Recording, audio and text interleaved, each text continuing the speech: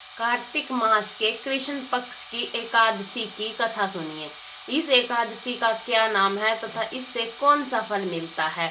कार्तिक मास की कृष्ण पक्ष की एकादशी का नाम रमा है। इस व्रत से समस्त पाप नष्ट हो जाते हैं। इसकी कथा इस प्रकार है। प्राचीन काल में मुचुकुंद नाम का एक राजा राज्य करता था। उसके इंद्र, वरुण, कुबेर, विभीषण आदि मित्र थे। वह सत्यवादी तथा विष्णु भगत था। उसके एक उत्तम चंद्रभागा नाम की लड़की उत्पन्न हुई। उसने उस लड़की का विवाह राजा चंद्रसेन के पुत्र शोभन के साथ किया। एक समय जबकि वह अपने ससुराल में थी, एक एकादशी पड़ी। चंद्रभागा सोचने लगी कि अब एकादशी समीप आ गई है, परंतु मेरे पति अत्यंत कमजोर हैं, इसलिए वह यह व्रत नहीं कर सकते। परंतु मेरे पिताजी की आज्ञा कठिन है। जब दसवीं आई तब राजा में ढिंढोरा पीटा।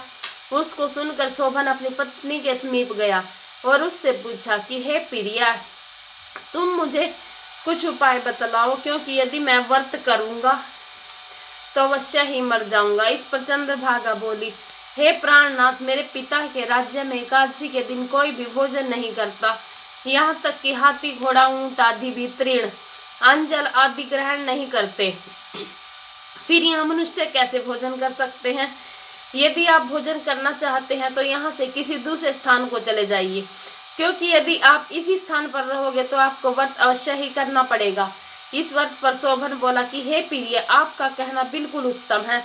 मैं अवश्य ही व्रत करूंगा। मेरे भाग्य में जो लिखा है वही होगा। ऐसा विचार करके उसने एकादशी का व्रत किया और अब सूर्य भगवान भी अस्त हो गए और जागरण के लिए रात्रि हुई। वह शोभन को दुख देने वाली थी। दूसरे दिन प्रातः होने से पहले शोभन इस संसार से चल बसा। राजा ने उसके मृतक शरीर का दहन करा दिया। चंद्रभागा अपने पति की आज्ञा अनुसार अग्नि में दहन ना हुई, परंतु पिता के घर पर रहना उत्तम समझा। रमा एकादशी के व्रत के प्रभाव से शोभन को मंत्राचला पर्वत पर धन धान्य से युक्त तथा शत्रुओं से रहित एक उत्तम नगर प्राप्त हुआ। एक समय मुचुकुंद नगर में रहने वाला एक सोम शर्मा नाम का ब्राह्मण तीर्थ यात्रा के लिए निकला। उसने घूमते घूमते उसको देखा। उस ब्राह्मण ने उसको अपने राजा का जमाई जानकर उसके निकट गया।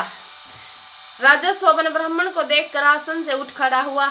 वह उससे अपने ससुर तथा स्त्री चंद्रभागा की कुशलता को पूछने लगा। सोम शर्मा ब्राह्मण बोला कि हे राजन, हमारे राजा कुशल हैं तथा आपकी पत्नी चंद्रभागा भी कुशल है। अब आप अपना वृत्तांत बतलाइए। मुझे यह बड़ा आश्चर्य है कि ऐसा विचित्र और सुंदर नगर आपको किस प्रकार प्राप्त हुआ। शोभन बोला कि हे ब्राह्मण, यह सब कार्तिक मास के कृष्ण पक्ष की रमा एकादशी के व्रत के प्रभाव से है। इसी से मुझे यह अनुपम नगर प्राप्त हुआ है, परंतु यह अध्रुव है। इस पर ब्राह्मण बोला कि हे राजन, यह अध्रुव क्यों है और ध्रुव क्यों किस प्रकार हो सकता है, सो आप मुझे समझाइए। मैं आपके कहे अनुसार ही करूंगा।